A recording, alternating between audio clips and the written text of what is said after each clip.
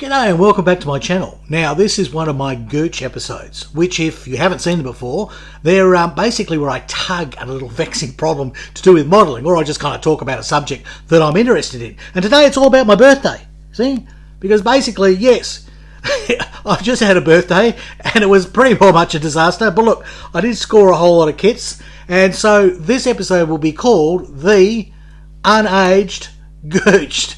I'm going to discuss everything about getting old, having modelling, and what it means to have, a birthday when you're getting into your 7th bloody decade. More of that later. Roll the music.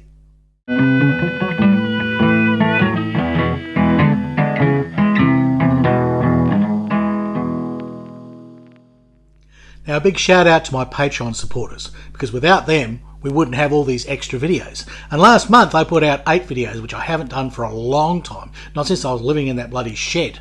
And all I had to do was make videos because I had no money. Well, I suppose with coronavirus and everything that's going on in the world, we've got no money now. But that's beside the point. The thing is, my Patreon supporters have funded me to the point where I could afford to make more videos and I didn't have to go out searching contract work. So thank you very much to every single one of you. If you want to become a supporter of this channel, you will get the videos early. You get them 24 hours early. Not only that, you get them ad-free. Yeah, so you don't have to suffer all those bloody adverts. No, you're paying for it, you get it for free. Okay, enough of that self-promotion.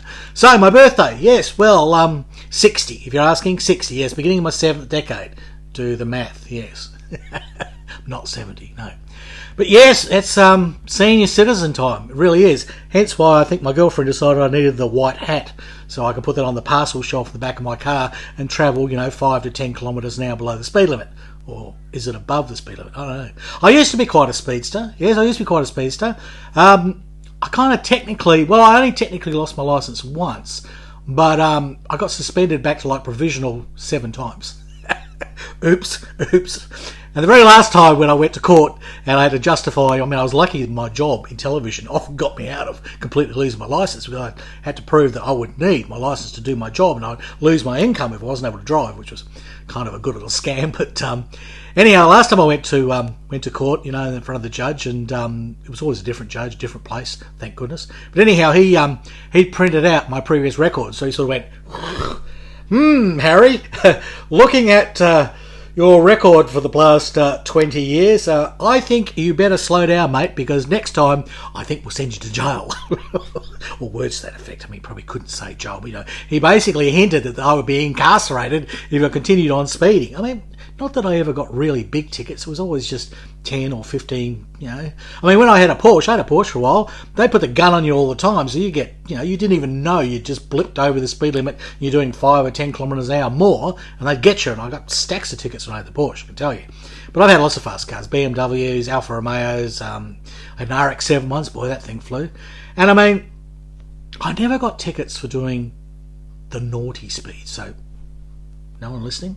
When I was doing over 200 kilometres an hour, well, for you guys in miles an hour, it's a lot. I don't know how many that is. What's 100 miles an hour? 160. So you're talking about 130 miles an hour, 140. I even did 150 miles an hour once, which is 230 kilometres an hour. Anyhow, I did some rather naughty speeds, usually on very quiet roads, late at night, out in the country, when no one's around except for maybe a marauding kangaroo, which would have made an absolute mess of me. But anyhow, I was a very naughty boy. Children, don't do this at home. Do not drive fast. Yes. Luckily, I've never been a big drinker, so I've never drink drive. It just doesn't happen because I don't really drink. And now with the gout, I don't drink at all. So there you go. Although I did have a tipple on my birthday, so we'll get into that now. That's essentially what this video was all about, except for my felonies with driving too fast. So okay, the day started out. Well, I thought it started out rather good. I decided the night before I was really going to try and have a good night's sleep. I hadn't had a good night's sleep for ages. The weather had changed and it had got warmer again. I had too many quilts on the bed, and after taking the quilts off the bed because it had got bloody a little bit warmer, then we had a cold spell and I chilled. And look, it's Queensland weather's been all up and down like bloody granny's underpants, I tell you. Yes.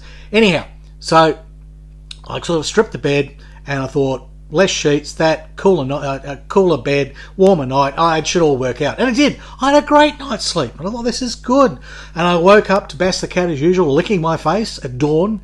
And I sort of had a quiet word to her and sort of, implored her not to continue doing that because I'd like to sleep in, or basically fuck off and get off the bed.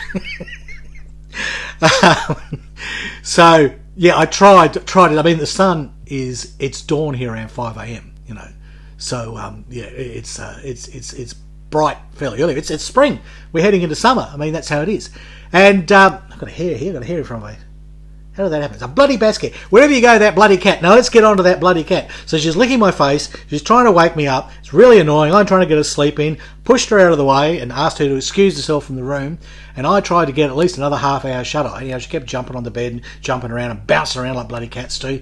And eventually I went, well, I might as well get up. So 5:30 in the morning, I got up. And the first thing I did was step in a great big puddle of cat's piss. Yes. Bask had... because she couldn't be let out at dawn as she's used to, she had decided to crap in the bloody kitty litter box. That's fine, which I bought an extra high one to stop anything going out of it. Anyhow, she then had piled that crap up one side of it, so the extra high side had kitty litter like this, right, because she'd piled it up. She then managed to stand on top of that ramp and then urinate spray all over the floor underneath where I build my model boats. So basically, my model ship desk was at sea. A sea of cat urine.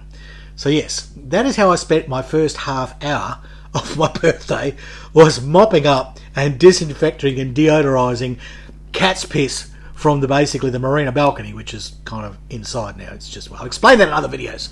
You know, oh, it's getting very windy outside. It's going to be very blustery day. Blow me down. Okay, so this was the start to my birthday. Was basically mopping up cat's piss. Terrific. Okay, so I got all that sorted and got some, made myself a coffee and basically, it's brought me to tears. It's brought me to tears telling the story. I'll tell you. It's just thinking of the cat's piss, actually. Yeah, it did make my eyes water. So Basker's been told to go and have a little run around the garden, and I've made a coffee. I've gone back to bed. I'm trying to relax, and then the rivet counter started. I mean, on my birthday, for God's sake. And I won't even go into it. Just stupidity, stupid questions, stupid comments, basically about my ships, especially about my wooden ship, pulling apart the way I'm doing it, saying that it won't work. Oh, look, And I tried to become, my first response was, what the fuck would you know, you stupid bloody dickhead, you haven't got a clue. And I thought, maybe not. Maybe that's just it's truthful, but it's a little bit too harsh. So I scrubbed that. Instead I went, actually, I'm doing this method, and then I put a couple of photos, and not that I should have to explain myself, but I thought, if somebody else is reading that post, and they're thinking, well, hang on, Harry's done this, he's built the thing, it works, what's this clown all about? So I've been very calm after my blow-up that he never saw, and I've explained everything is the method I'm using, which is, blocking at the front and the rear, going over, showing the method, and showing how I did it on the starboard side, and then the final result, which, is nice. It's nice, so... After that, no comment from this guy. No, he just crawled back in his little shell, little rivet counter, and we never heard from him again. There are a couple of other silly bloody things. Oh, look, I don't know, the idiots. They let the idiots out. Who left the idiot door open? That's all I can say. So, cat's piss, dealing with idiots. And then, eventually I got up and basically made myself breakfast. And actually, I was going to go out to breakfast, but by now I'm sort of in the bad mood. And, so I just made some French toast. And if you ever cook and you're in a bad mood, have you noticed this? Do you cook? Yeah, I hope you do. Cooking's good. It's usually therapeutic. But if you're in a bad mood and you cook, the food never really tastes right. Something about it. Something about putting your mojo into the food. So, unlike sex. I mean, if you have bad sex, that'd be great. Make-up sex, angry sex, great. It doesn't work with food. It just doesn't work with food. So, my breakfast was disappointing. Because normally I make scrambled eggs or something on my breakfast, but my girlfriend has said, take you out to lunch, so, basically, don't have a big breakfast this year like you normally do, because I'm going to take you out somewhere, you're going to have a lovely big lunch. I went, okay, so... Anyhow, eventually I farted around, and by the time I bloody got out of the shower, I got myself all doobry and, polished my balls and got myself ready, I realised it was the time I said I'd be at the girlfriend's to basically get ready to go out to lunch. And of course, the phone's ringing, everything like that, and I'm going, oh, look, I haven't made it, cat's pissed everywhere, this is what's happened, I've been fighting rivet counters all morning, it's been that sort of day already, it's been that sort of day. So I said, look, I'm leaving now. So, this is my next fatal mistake. I don't normally leave later in the morning if I'm travelling up to Sunshine Coast, which is It's about 120 kilometres to go see the girlfriend, you know. Why would I have a girlfriend so far away? Well, it's brilliant. They never drop in on you unexpectedly and catch you with another woman because they're too far away. Basically, you know, they don't complain about the cat because they're not here. There's heaps of good things. You can walk around with your underpants and pick your nose and drop a fart. They're not here. In fact, we lived together once for a week. Only a week, yeah. And what I didn't know is her ex-husband made glue. And in particular, he actually was a distributor. I don't think he was a manufacturer, but he was a distributor for model glue. And she'd had a particularly bad breakup with the ex-husband. And there I am in her sewing room, which I sort of set up in a corner as a model room. And I'm busy making my models and doing my little YouTube clips and things. And she's just smelling this glue, getting all the bad memories from her ex-husband. And she got really mad. And I think I was smoking at the time. Naughty, but that's another story. And I went outside for a cigarette. Don't smoke, kids, don't, right? And I'm out there having a cigarette, and she's gone off somewhere, done something. Oh yeah, she went to aerobics or something, came back. She said, I'm back, and absent-mindedly locks the back door, goes and has a shower. Now, she explains later on, after all the screaming and shouting, that when she comes home for aerobics, she always checks the back door's locked and goes and has a shower. So she's saying absent-mindedly, but I think subconsciously she just wanted me out. So we have a great big Barney, you know, Barney is a row, is a fight, right? Barney rubble, lots of trouble, right? We have a big Barney, and basically I'm kicked out on the street, and we didn't talk to each other for 2 years, yeah. But anyhow, we're good friends now, we're good mates now, we're on much better terms.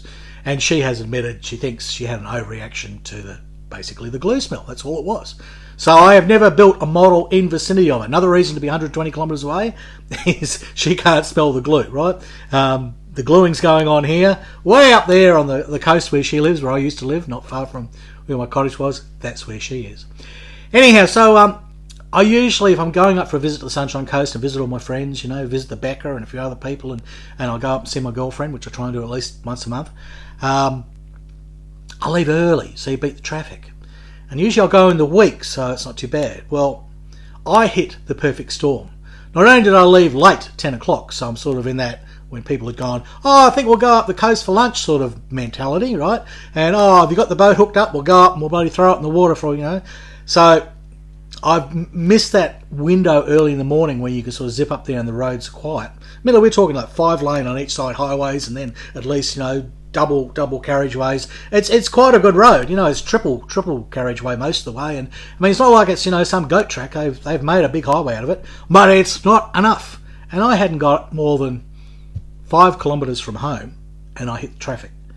And then I spent an hour, and I think I did 10-15 kilometres in gridlock, and I still hadn't got out of Brisbane. I'm in an hour just creeping along, and the traffic is backed up for miles. There's nowhere to turn to. Siri's not supplying any shortcuts. I'm stuck in the traffic. Now, I've had this morning where cat piss to mop up, rivet counters pissed me off, a breakfast that was disappointing, right? And it's supposed to be my birthday. It's supposed to be a great day. I usually enjoy my birthdays. I don't usually book any work in on my birthdays, even if it's a weekday. I have a great time. Well, so far, it's been an unmitigated disaster. So I'm stuck in traffic for over an hour, not even moving, maybe done 5-10 kilometres. And then eventually when it does go, it's like half the speed limit. Anyhow, what would normally be an hour's journey took 2.5 hours. And by the time I got there, it's well after lunchtime. We've missed our appointment, booked to the restaurant. It's all shit. I turned up at her place and I'm dying of caffeine withdrawals because I only had 1 cup of coffee in the morning. I thought, I won't make a traveller of coffee because it'll only make me want to have to pull over and do a bloody old man's piss on the side of the road, you know, because that's what happens when you get old, kiddies. Yeah, your bladder can't hold the coffee anymore. You have a cup of coffee, you go straight through and it's leaking out the other end straight away. Yes, you've got that to look forward to. It's wonderful. It's wonderful, yes. Where was I? Coffee has a piss. Yeah, so anyhow, yeah, I didn't have a traveller coffee, which is another mistake. I usually travel with coffee, even if I sip it, just so I've got that little caffeine hit and the nice taste as I drive along. No, didn't have a coffee, didn't do that, didn't bring my iPad, completely forgot that.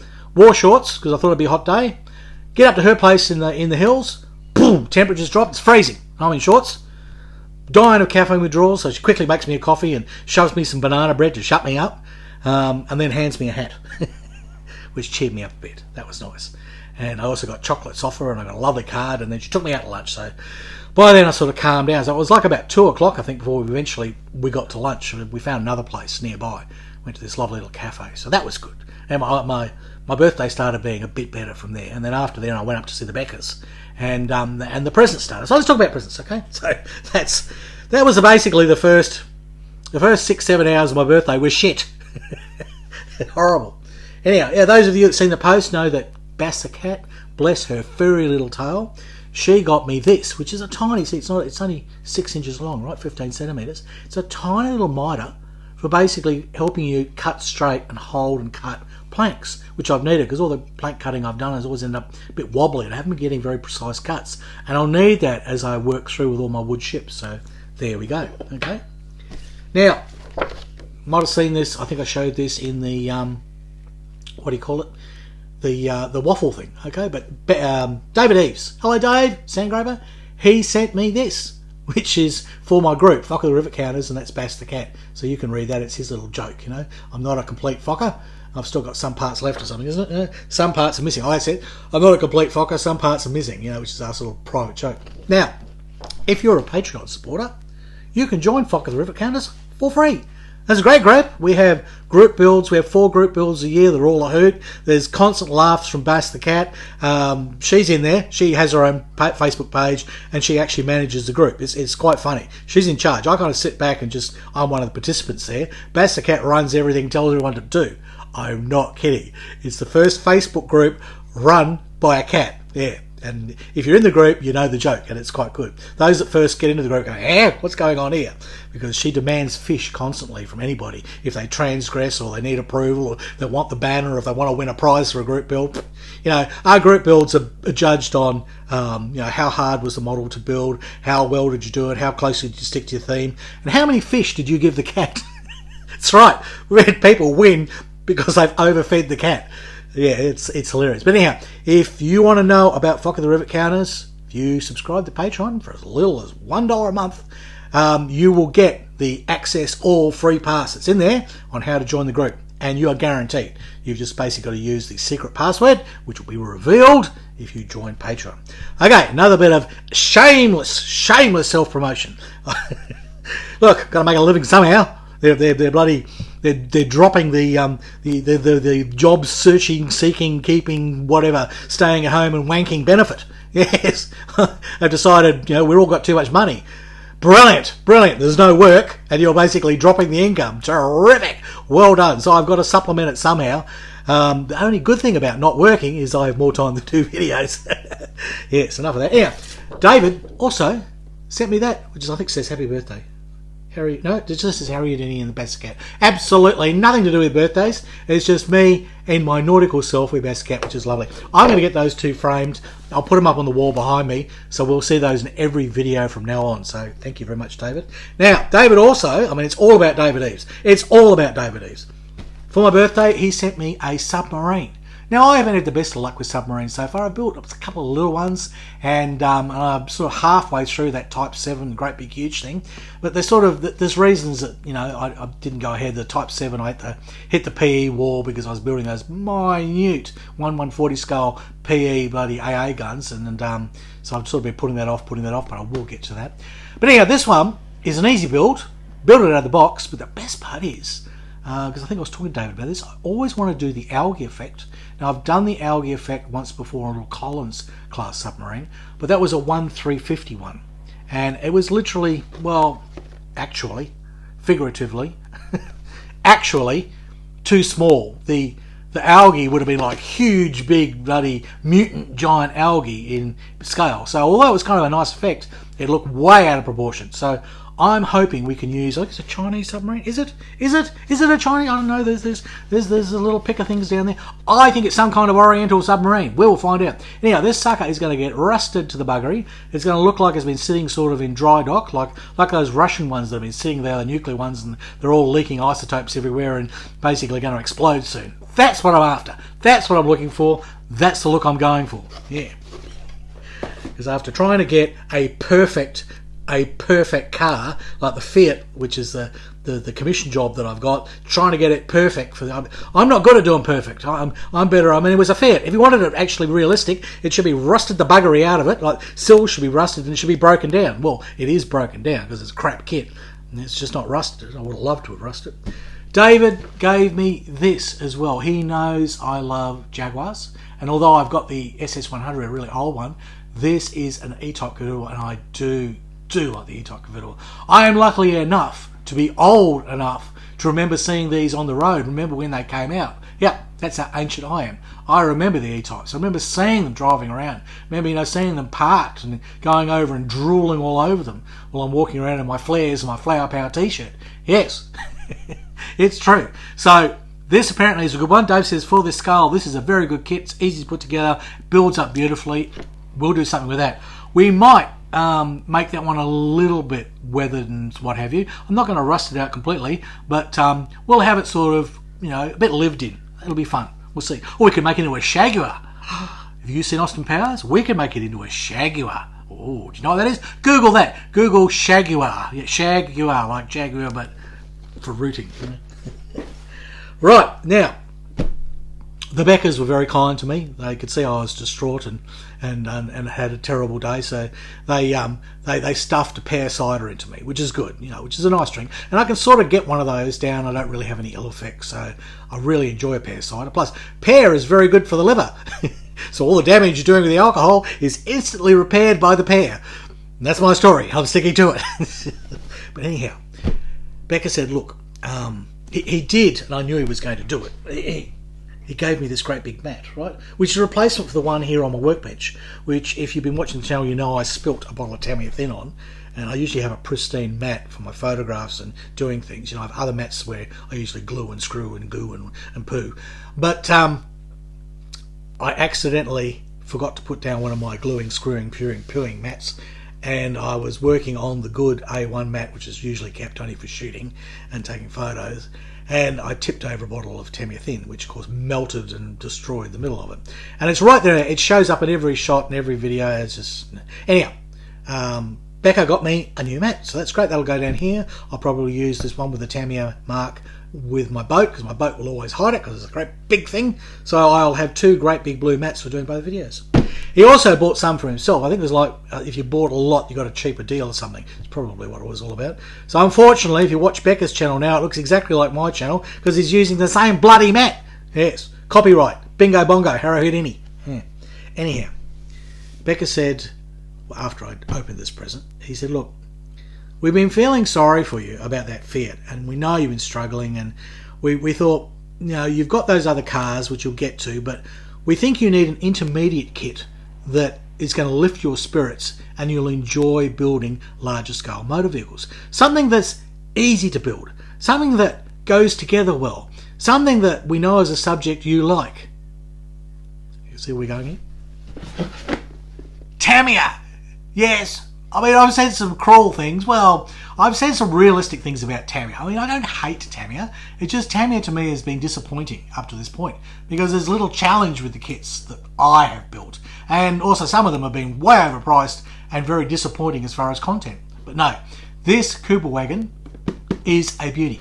I won't talk any more about it now, because part of the deal of getting the kit is that there will be a review out in the week. So not only this week, Armour Builders, are you getting, finally, I know I missed out in September. September flew by with all kinds of just personal shit happening, but there finally will be the PE video for the Panther, and there'll be an unboxing and a good little rummage around inside this Tamiya Google wagon. Yes, so there you go.